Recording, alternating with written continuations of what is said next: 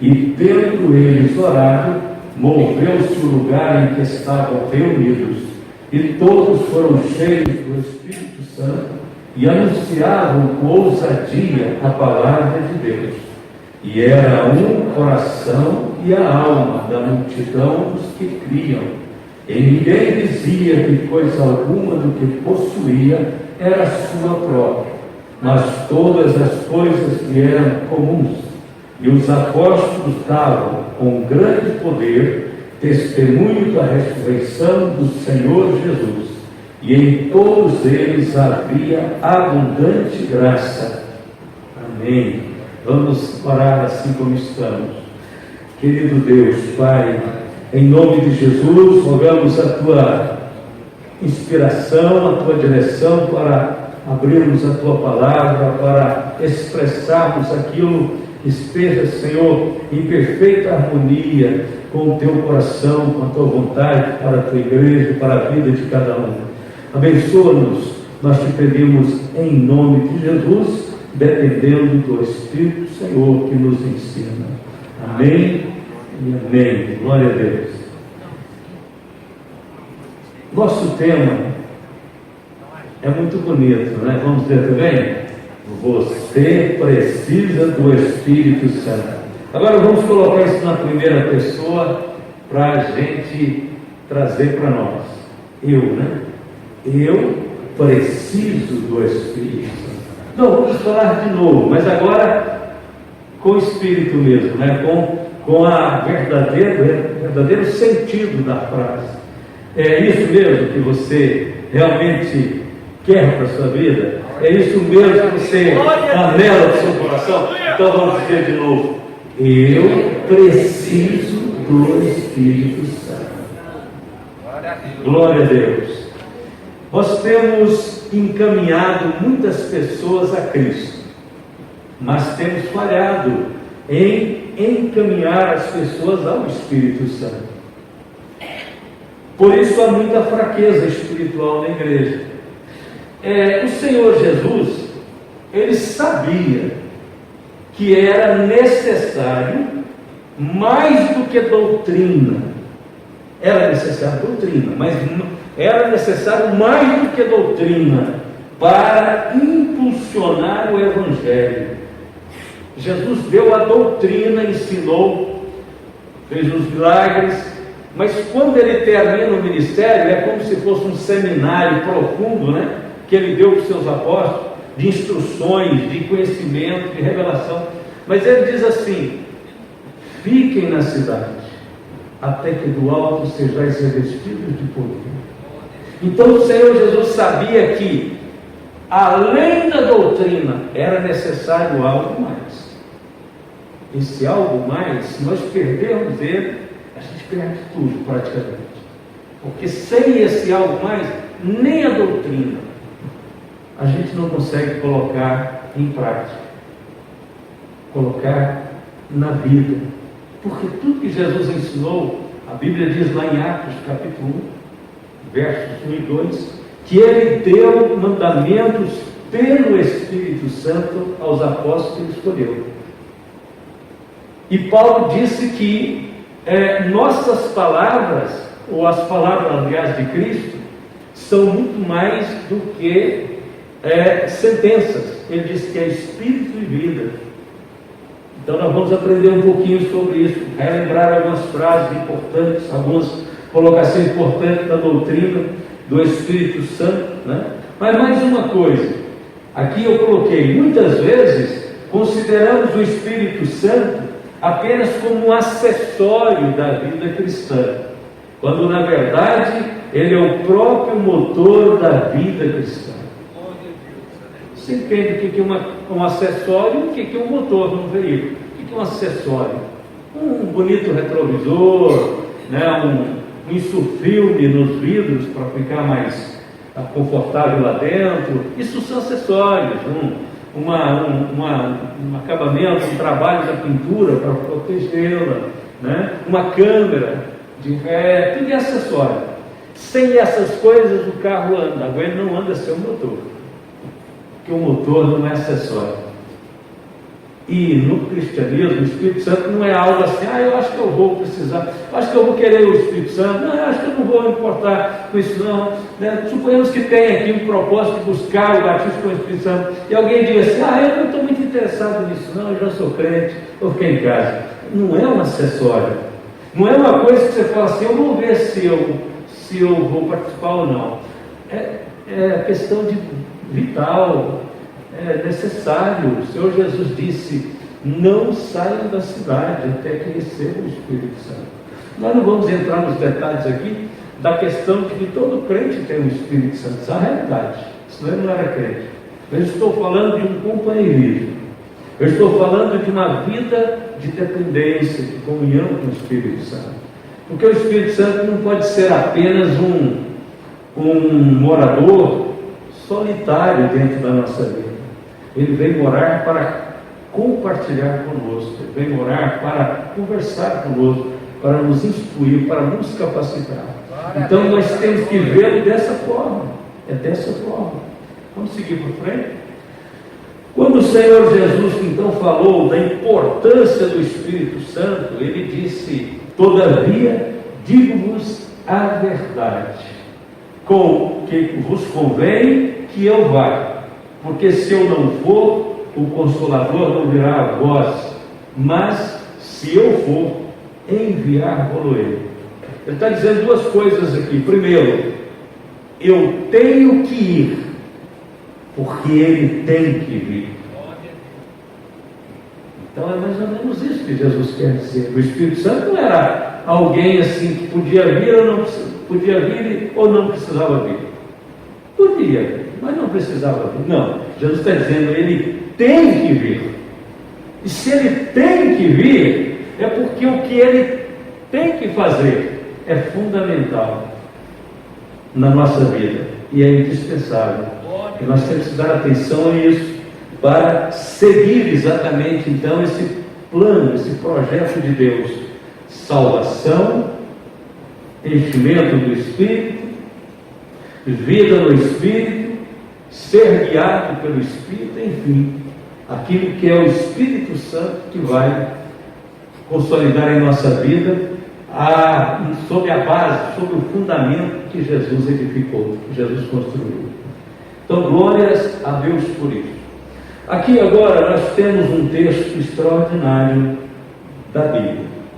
A Bíblia diz assim: e perseverando unânimes todos os dias no templo e partindo pão em casa, comiam juntos com alegria e singeleza de coração, louvando a Deus e caindo na graça de todo o povo.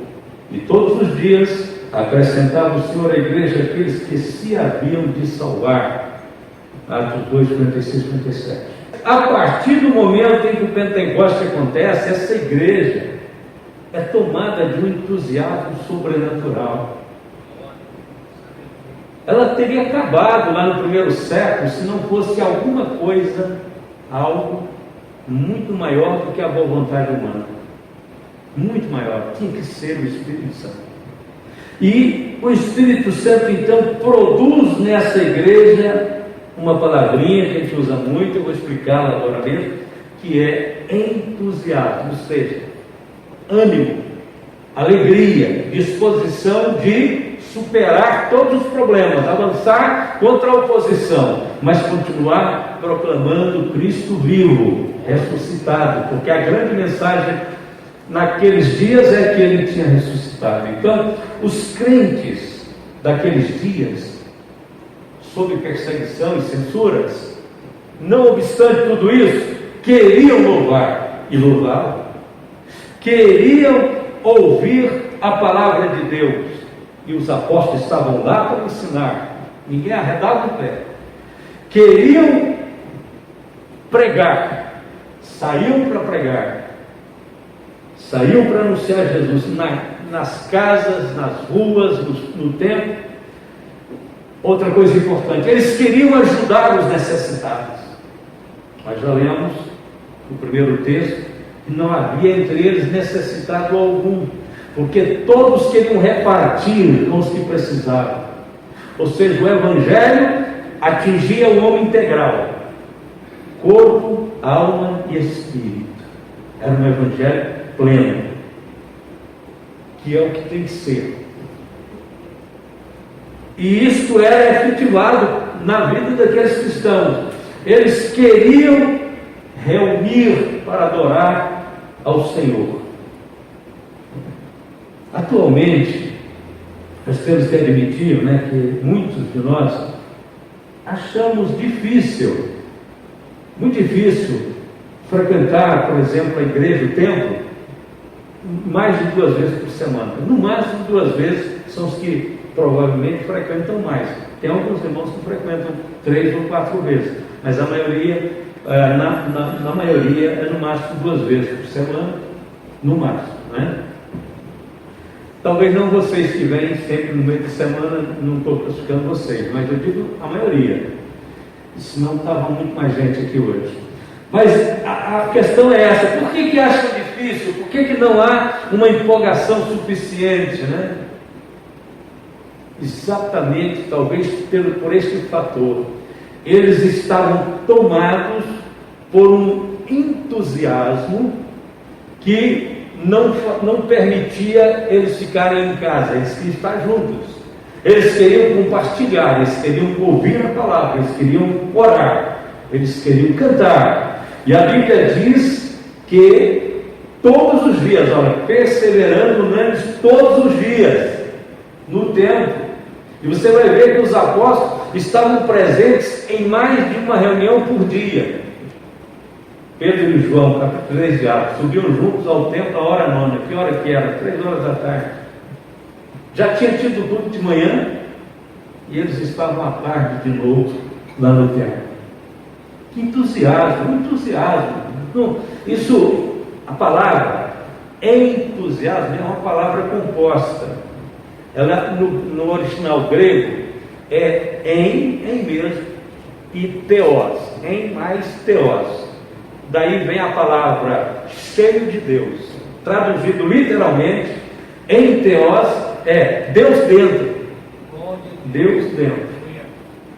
Aí a gente traduz já explicando cheio de Deus, porque Deus sempre planejou habitar no homem desde o princípio da criação. Deus não queria apenas ter um relacionamento externo com o homem. Deus sempre quis ter um relacionamento interno com o homem.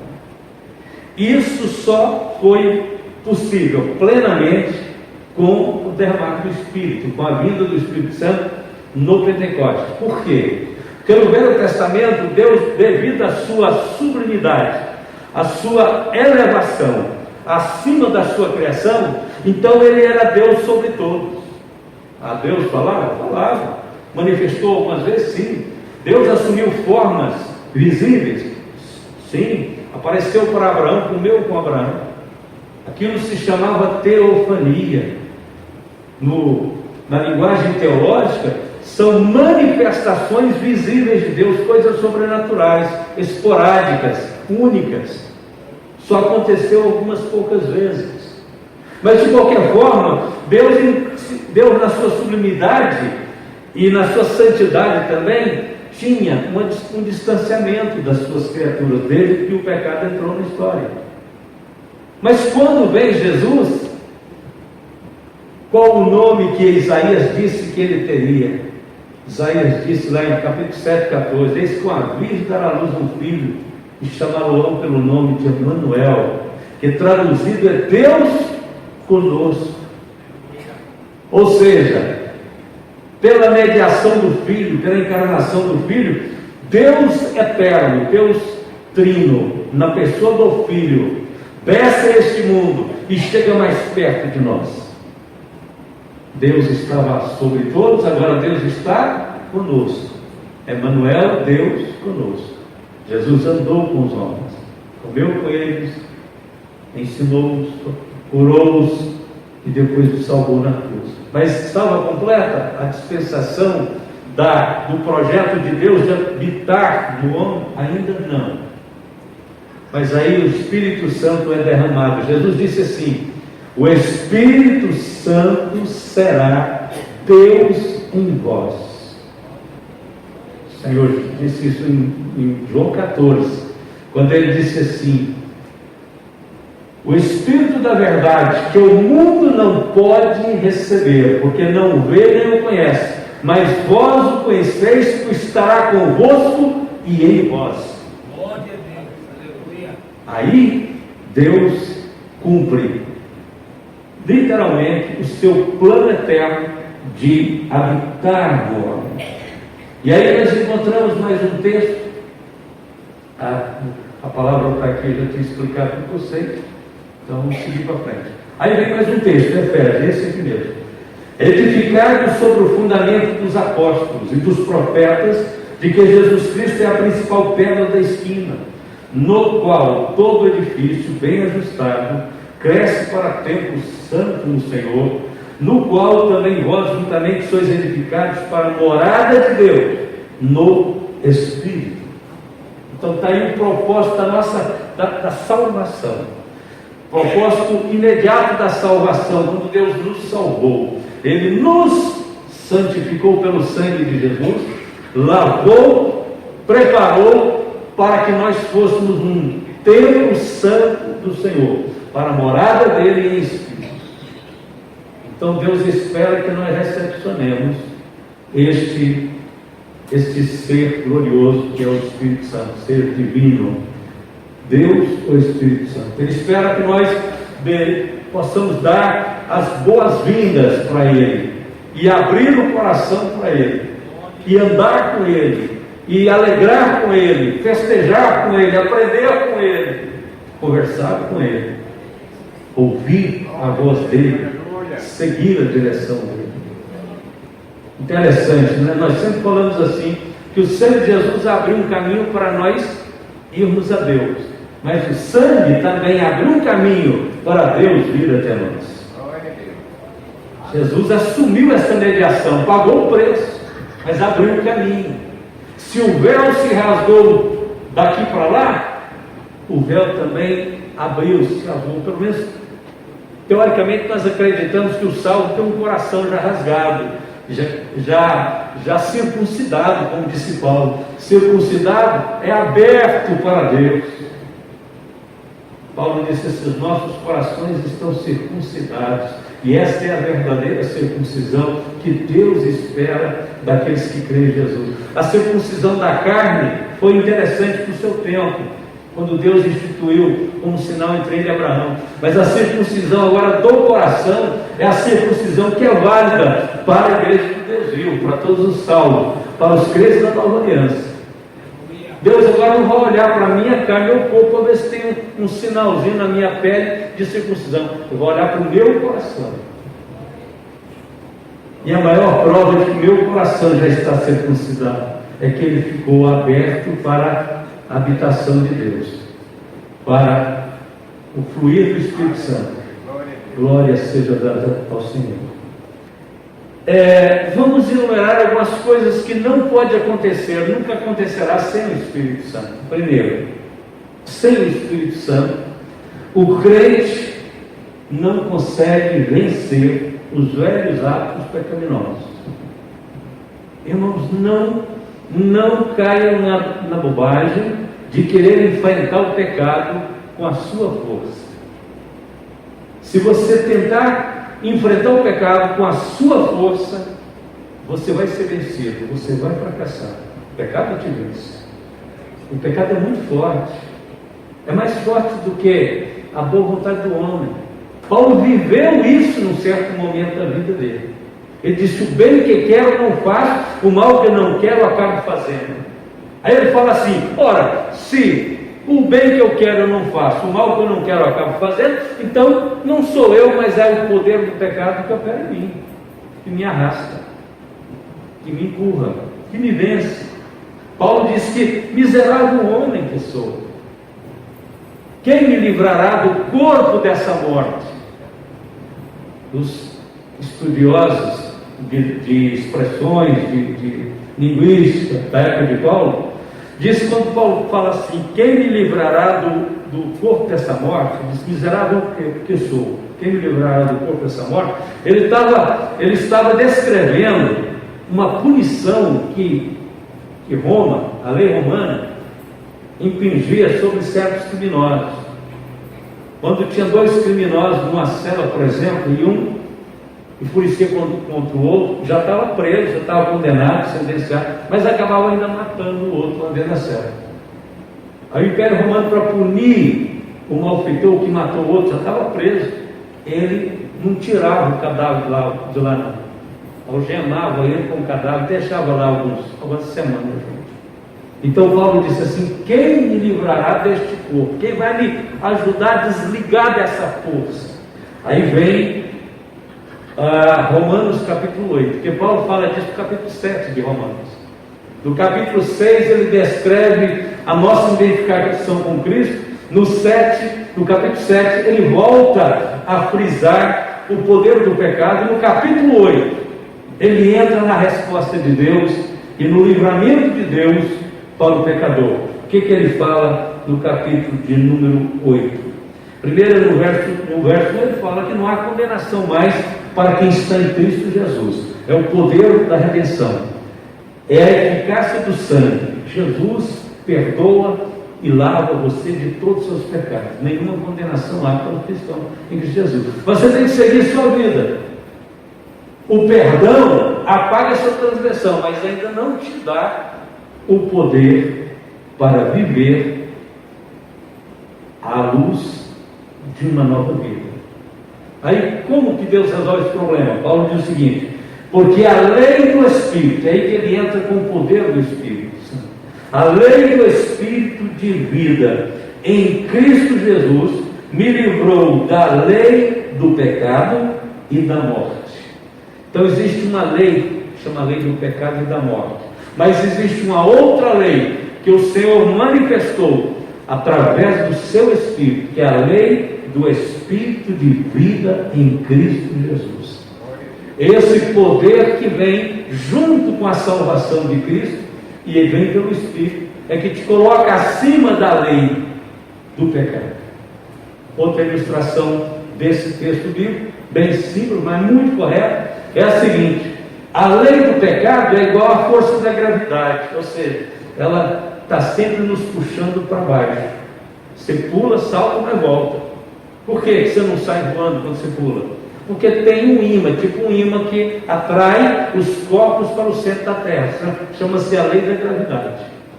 É uma lei científica, uma lei da natureza. Senão, as coisas também eram atiradas no espaço, né? Se não houvesse essa gravidade. Então a lei da gravidade, ela funciona, vai continuar funcionando. Como é que a gente vê essa lei da gravidade? Quando você entra num avião para fazer um voo, uma viagem, logo ele liga as suas turbinas, e as turbinas do avião começam a funcionar, e ele desloca com você dentro, e em poucos minutos ele vence a lei da gravidade e te coloca lá nas nuvens, lá em cima. O poder não está em você, o poder está nas turbinas daquele avião. Então, em outras palavras, pelo Espírito Santo de Deus, você não será subjugado pelos velhos hábitos carnais da velha natureza. Você viverá uma vida de santidade. O Espírito Santo te porá acima dessa lei. Ele é mais poderoso que as turbinas de qualquer pequeno. Ele pode nos erguer e nos levar bem acima desta gravidade, desta lei do pecado. Segundo, sem o Espírito Santo não há vida abundante. Você fala, mas Jesus falou que veio para dar vida e vida abundante. João 10:10. Sim, Jesus veio para dar, mas ele consuma isto, ele efetiva isso na ministração do Espírito. Sabe por quê? Vou explicar. No capítulo 4 de João, preguei domingo, Jesus pega a água como um símbolo, uma analogia para falar da salvação. Mas quando chega no capítulo 7 de João, Jesus novamente lança a mão da água como um símbolo, um tipo do Espírito Santo. Ambos são abundantes. A água é acessível a todos os seres humanos. Quem crê em mim, como diz a Escritura, rios de água viva, olha a abundância, correrão do seu ventre, do seu interior, na outra tradução. E isso disse ele do Espírito que haviam de receber os que nele crescem. O Pentecoste muda tudo, né? O Pentecoste abre uma nova era, um novo tempo, para que o homem pudesse se relacionar com Deus. Nós estamos vivendo nesse tempo, glória a Deus. Sem o Espírito Santo não existe oração perseverante. Todos nós sabemos que devemos orar. Você sabe que uma das coisas mais difíceis dos nossos dias é oração perseverante? Assim, a maior parte das orações, na maior parte das igrejas que tem hoje, são essas orações da abertura do culto, do encerramento do culto, né? Mas não é aquela oração perseverante. Perseverante que eu falo, aquela oração que às vezes dura um dia inteiro, uma noite inteira. Por que tem diminuído a oração perseverante? Já que a igreja é um sacerdócio real e tem que interceder pelo mundo. É exatamente por causa da superficialidade do relacionamento com o Espírito Santo. Porque sem ele não existe oração perseverante. Ninguém dá conta.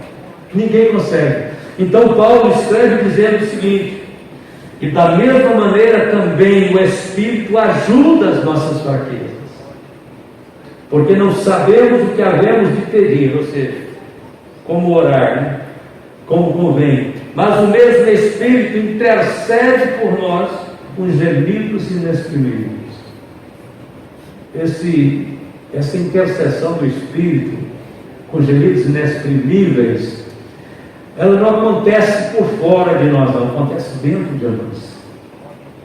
E os gemidos inexprimíveis do Espírito aqui são traduzidos por um coração compungido de um homem ou de uma mulher que em alguma parte da terra, do planeta, se dobra diante de Deus e não consegue levantar da oração até que suas lágrimas sejam derramadas em favor de alguma causa, um missionário, um trabalho pioneiro, uma cruzada, um evangelismo, a salvação de uma alma.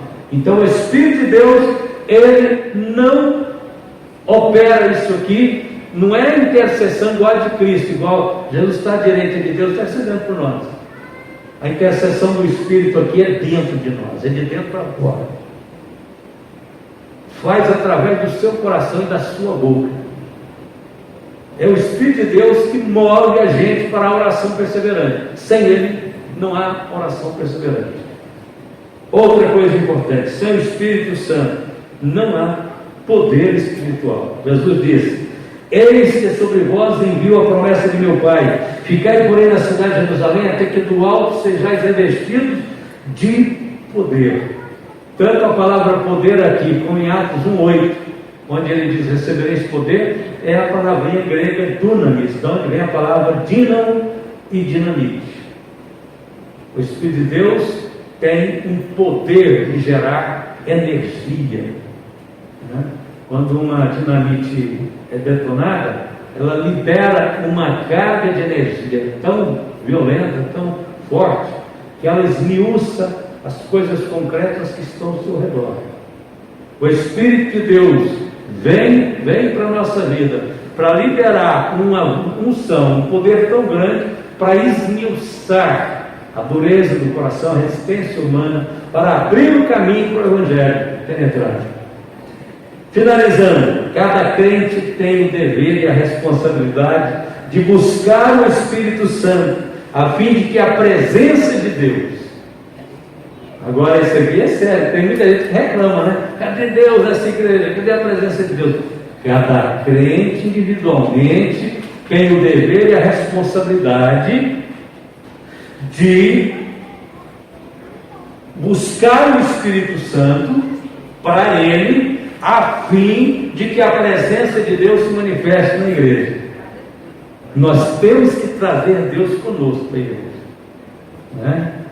Se todos nós trazemos um pouco de Deus para a igreja, esse povo cresce aqui dentro e a glória do Senhor resplandece. Então, traga algo do Senhor para a igreja. Diz: o que eu posso fazer, Senhor, para que a tua presença aumente dentro da igreja? O Senhor vai dizer: você pode começar a orar, você pode glorificar meu nome, você pode estar falando em línguas, profetizando. Aliás, Paulo falou isso. Ele diz assim: que fareis, pois, irmão, quando vos ajuntais, cada um de vós, cada um, ou seja, todos, né? Tem salmo, tem doutrina, tem revelação, tem língua, tem interpretação. Faça-se tudo para edificação. E um pouquinho mais na frente, no capítulo 14 ainda de 1 Coríntios, Paulo diz assim: mas se todos profetizarem. Imagina, hein? A igreja tudo de profetas. Mas pode ser, Paulo está falando da possibilidade, né? Se todos profetizarem e algum indouto ou infiel entrar, de todos é convencido, de todos é julgado.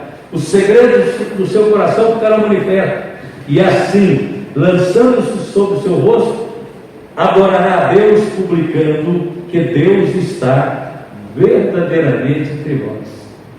Quando Deus é reconhecido, que Deus está entre nós, quando isso é reconhecido, isso é reconhecido na vida das pessoas que vêm visitar a igreja, e quando chega aqui, vê uma irmã falando em línguas, outra orando, outro chorando, outro levantando as mãos intercedendo, outro ministrando aqui, outro grupo ali, outro de cá, e aí essa pessoa começa a ficar tocada por Deus, e de repente Deus usa alguém para falar em outra língua e profetizar, ou alguém interpretar, e de repente essa mensagem é para aquela pessoa e fala com ela profundamente. Ela cai com seu rosto no chão, em terra, e diz: verdadeiramente Deus tem entre nós.